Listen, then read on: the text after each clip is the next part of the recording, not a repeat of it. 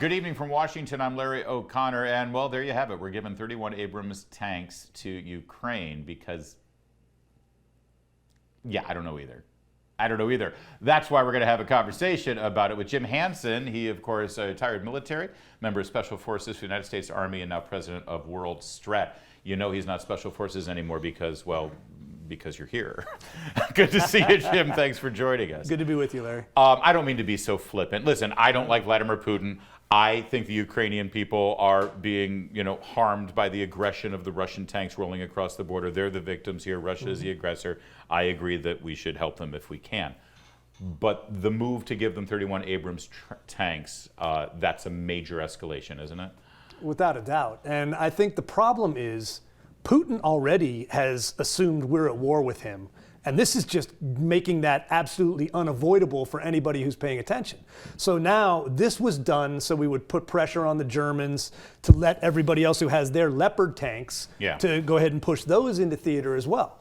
So essentially... Wait, let's pause there for a minute. So Germany and Poland and I think France as well, they were like, yeah, we want to give Ukraine tanks, but we're not going to do it unless America does it too. Is that really where we are? Germany didn't want to do it because they didn't want to get that directly involved with what's essentially become a war to overthrow Vlad Putin now, as opposed to one to save Ukraine. Hold on. When has Germany ever hesitated to let their tanks roll through Eastern Europe? Come on. They do shave their heads and march on Paris about once a generation. Exactly. But at this point, they've gone pacifist enough that they don't want that. I mean, the idea is Putin is now pushed in a corner, right? He lost this war. The war is lost. The question is, what are the peace terms going to be? Hold on. I saw President Biden's announcement yesterday with General Milley behind him and, Secretary Austin behind him.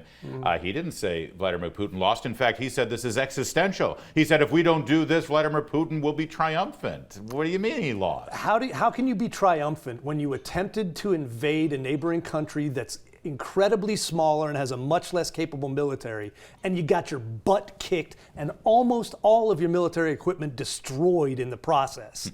I don't understand that as a triumph anywhere. So no, Putin lost. He's scrambling now to save face.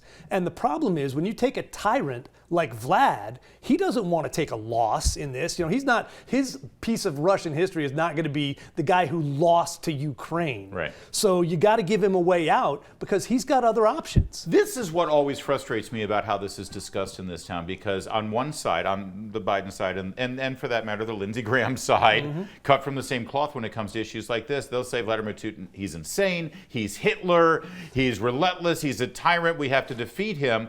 Well, if he's that bad, then there's no negotiating with somebody like that, right? So what's the end game here? Because if he is the guy that they're telling us he is, and I have no reason to doubt that he's not, the only end game is complete annihilation. But that's not realistic, is it?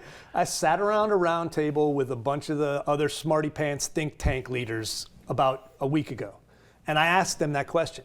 And they said, well, we don't know who's coming next. They're like, yeah, this should end with Putin defeated and deposed in some way, but we don't know what's coming next. We just hope it'll be better.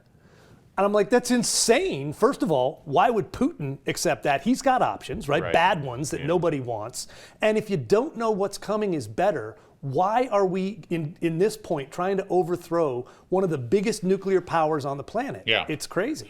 And anytime someone says, hey, maybe now's the time, because it seems like it's a stalemate over there, am I wrong, in terms of where it sits right now? No one's moving really much on one way or the other.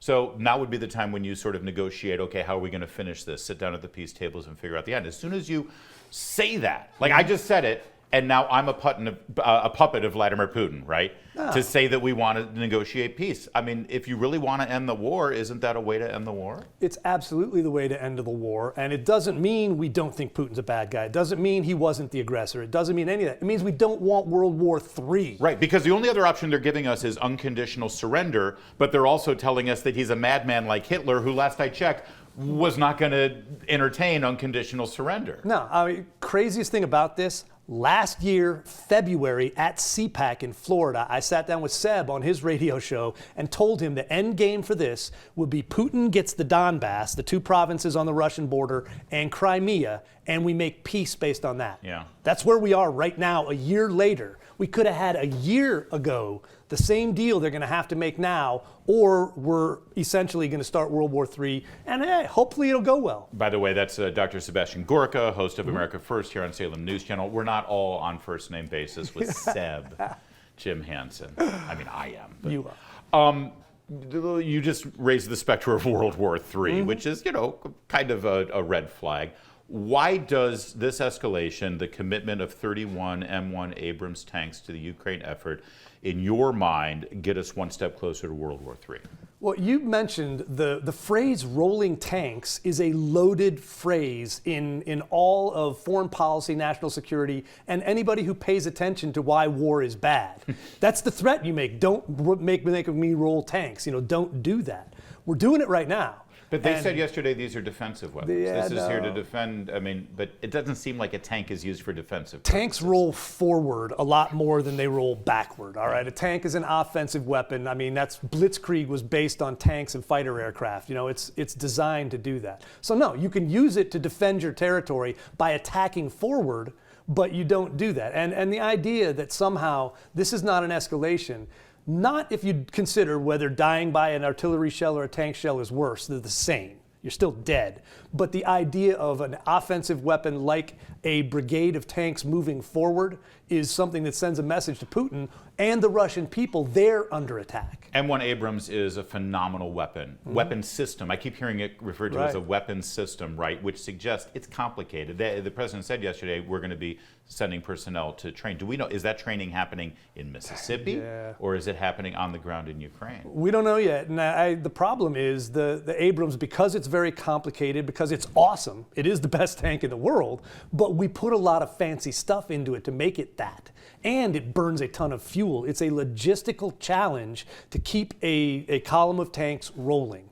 That means the Ukrainians don't have the technical expertise, they don't have the logistical train to do that. So we're going to be supplying that in some way, and it has to be on the ground at some level. I would think our military leaders in the Pentagon and our commander-in-chief and his advisors at the White House, when they think these things through, they should float the worst-case scenario, right? Okay, if we're going to do this, what's the worst-case scenario? Can I float one at you? Sure. We send our personnel over there to train these guys on the M1 Abrams, and Russia sends some missiles over to a military facility where the training's going on, and God forbid some of U.S. military personnel who were just there for training purposes end up killed in action. How do we respond? It's war, and that's the problem. This is a case where if you want a reasonable end game, you should be looking for ways to make peace and force Putin to make peace and force Zelensky to make peace. Instead, we're looking for ways to escalate the conflict and defeat Putin unconditionally, and that's just much too dangerous for where we are right now. So again, just to reiterate, the Ukraine cause is the just cause. It's the right cause. 100%. We're right to be on their side in this. But this latest escalation, the M1 Abrams commitment, is a way to lead us to war. And unfortunately, it could get there accidentally. All it takes is one slip, like you said. So we're better off pushing for peace rather than pushing for a panzer attack. There you go, Jim Hanson. He is a puppet of Vladimir Putin, as you know. We've got more to discuss with Jim Hanson on this and some other issues, and the state of the military under President Biden and Secretary Austin and General Milley, because things seem to be going great there with recruitment and morale and readiness. And oh no, actually, it's a bit of a disaster 2 years into this administration. We'll get into those details coming up in a moment. Keep it here. It's Salem News Channel, O'Connor Tonight.